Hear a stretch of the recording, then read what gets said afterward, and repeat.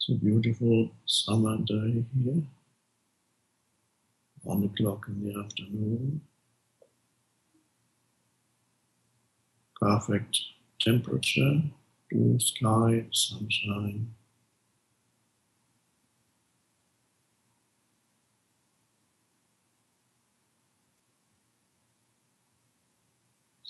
But as the Zen master would say, of course, the temperature is always perfect and the weather is always perfect.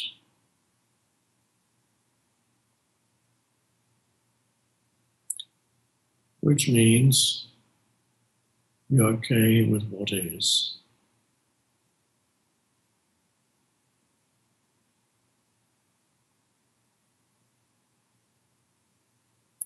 Which means there's nobody, no voice inside you complaining that it should be different.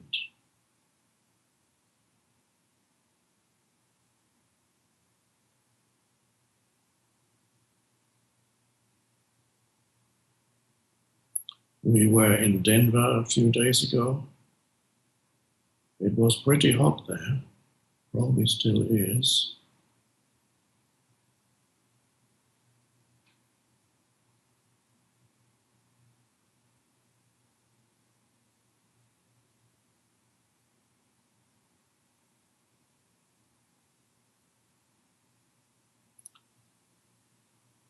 So I didn't go out too much because I tend to lose physical energy in the heat. So my preference is also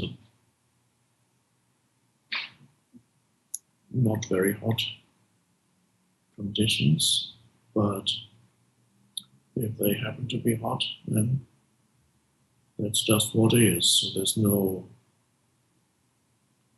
in addition to the perhaps some physical discomfort, there's no additional layer of psychological suffering or negativity if you just okay with what is.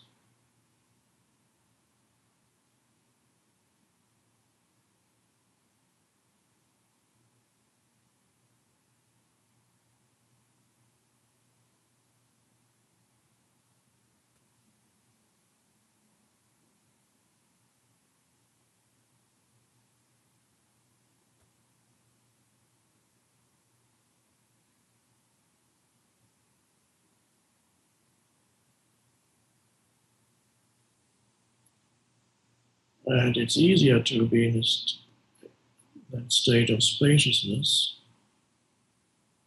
when you're okay with what is, because a lot of the unnecessary thinking that humans engage in unconsciously is connected with arguing with the isness of things,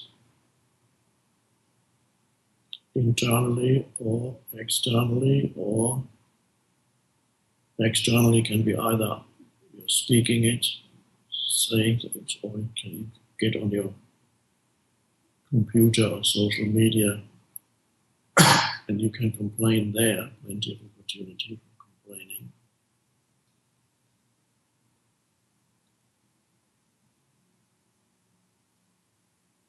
And that's good for the ego.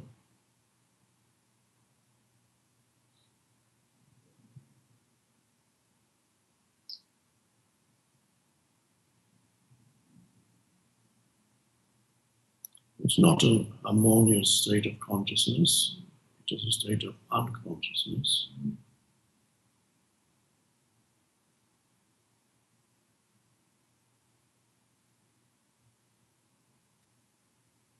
It's a totally different thing, changing things, taking action or speaking out when there's an opportunity for change to happen, or useless complaining.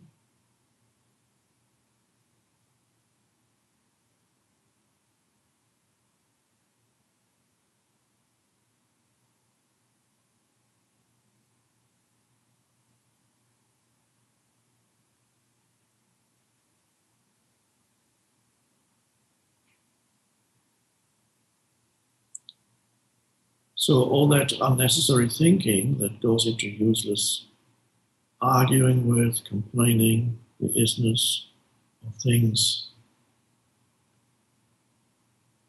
when that falls away, there's less compulsive thinking. So a significant percentage of compulsive thinking concerns that state of dissatisfaction. It fuels the dissatisfaction with what is.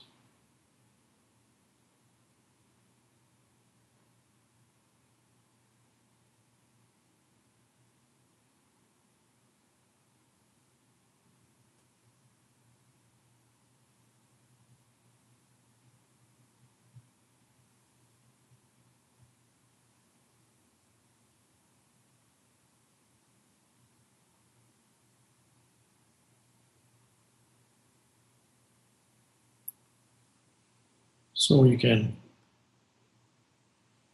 experience that spaciousness that's there in the absence of compulsive thinking.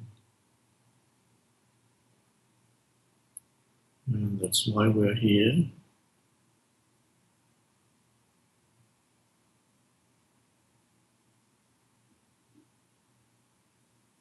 We're here to deepen,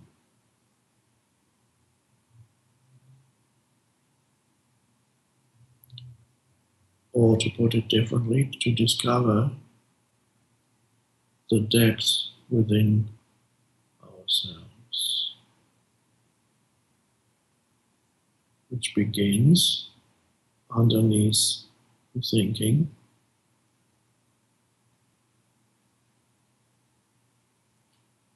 Our life meditation is an invitation to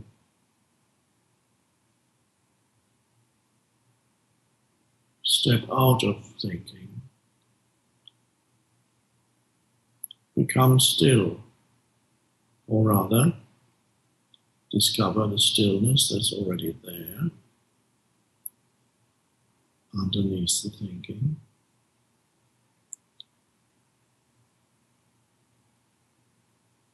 So we are in a meditative state now.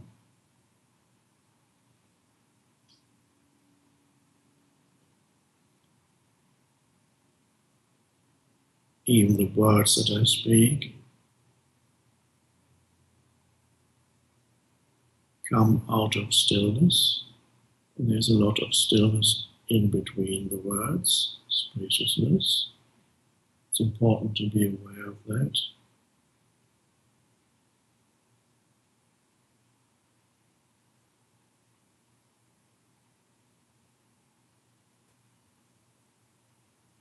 So in the gaps between the words as I speak,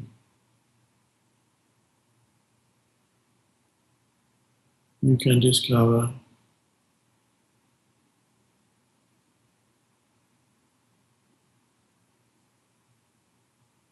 that when you pay attention, you become aware of those gaps, you suddenly realize you're not thinking, you're just aware.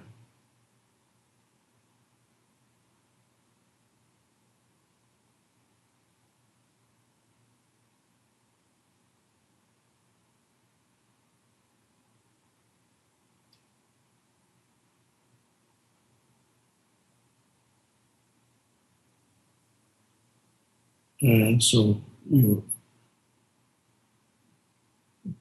develop the amazing ability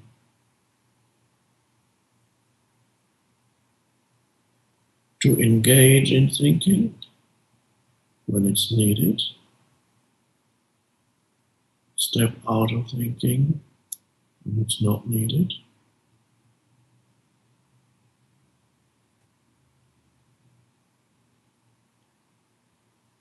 Like now, there's a little bit of thinking because you hear what I'm saying and that becomes a thought in your head. But it's relatively little.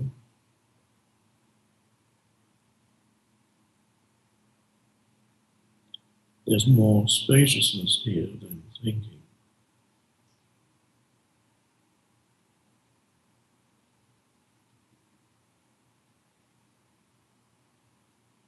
So you can step in and out of thinking.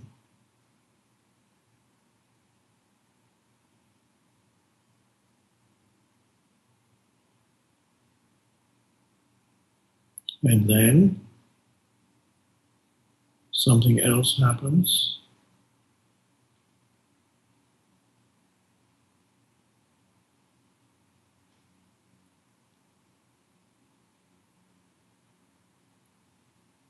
And you may discover that even when you are thinking, or even be engaged in a conversation which involves thought, of course, words, thoughts become words.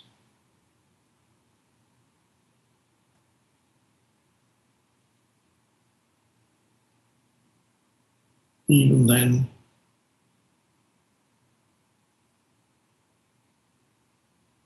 there's still part of you rooted in not thinking, in awareness. So you can use your mind without losing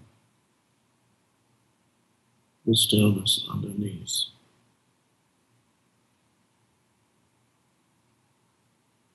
And then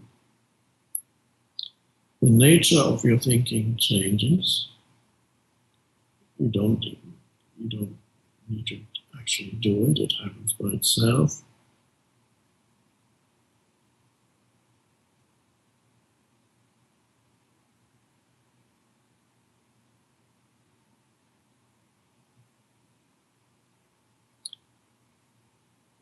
Thinking no longer has you in its grasp.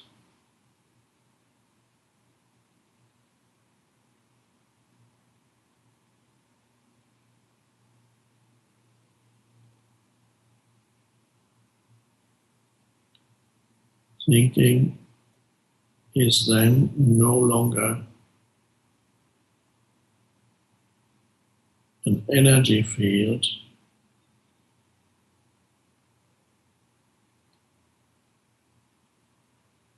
by which you are possessed. No longer like a parasite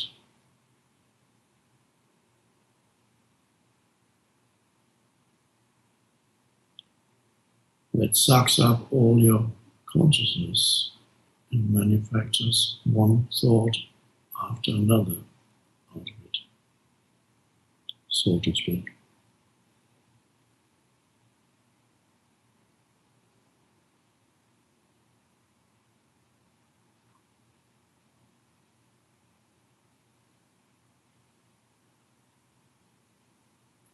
And thinking then is no longer the place you look to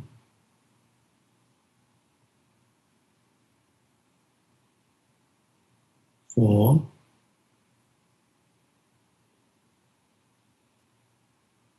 knowing who you are.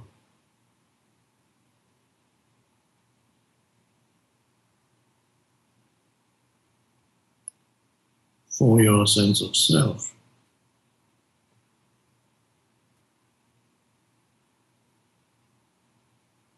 Your identity.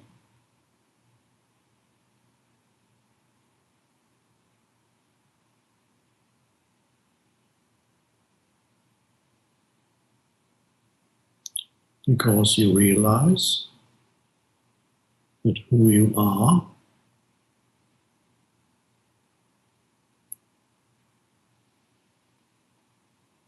transcends thinking.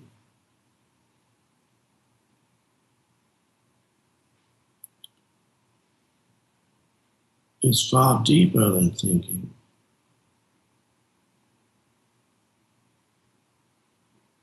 And ultimately, has nothing to do with your personality.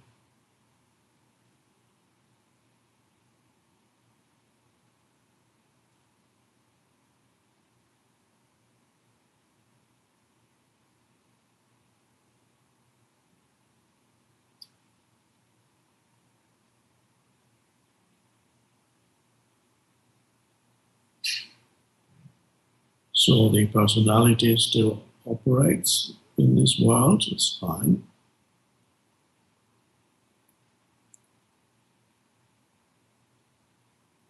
But in a more sane way.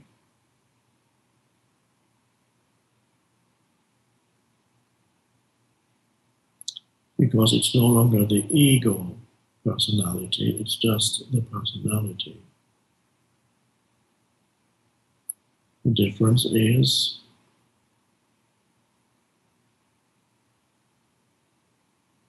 when your personality, your historical person, is all you know, when you're unaware of the depths within you, the spaciousness, the stillness, the unconditioned consciousness,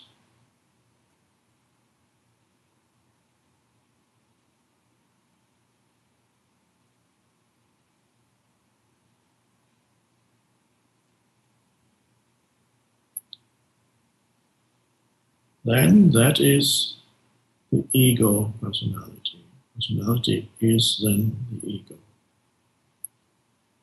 It's all you know of yourself. You're identified with it.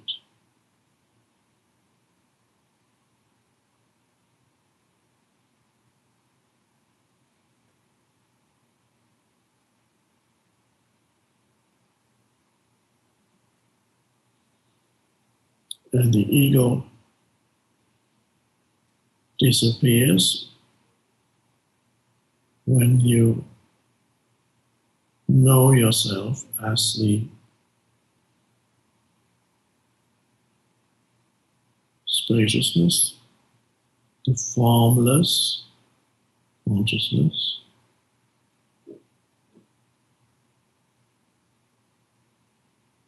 but the personality is still there, so that form identity, as I call it, you still are able to operate as this form identity. In fact, function much better as a personality when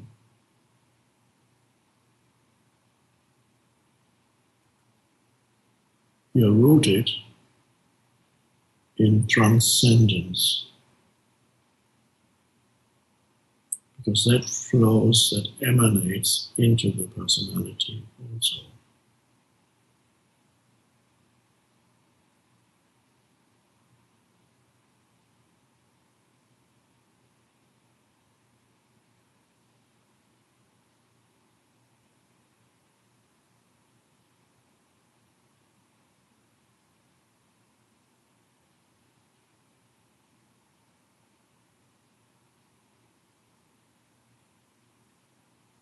So, although the you, the person or personality,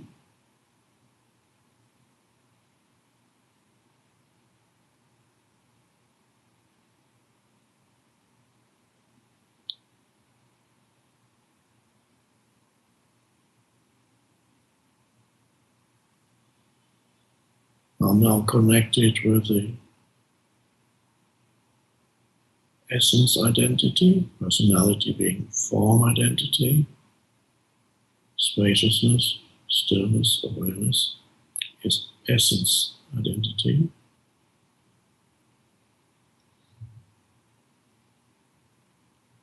Essence identity then shines through the form identity. And you become a more peaceful human being through that. You no longer create suffering for yourself and others.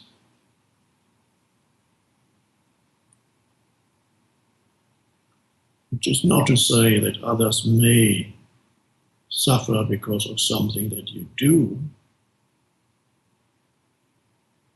but you don't create it, they create it for themselves, for example.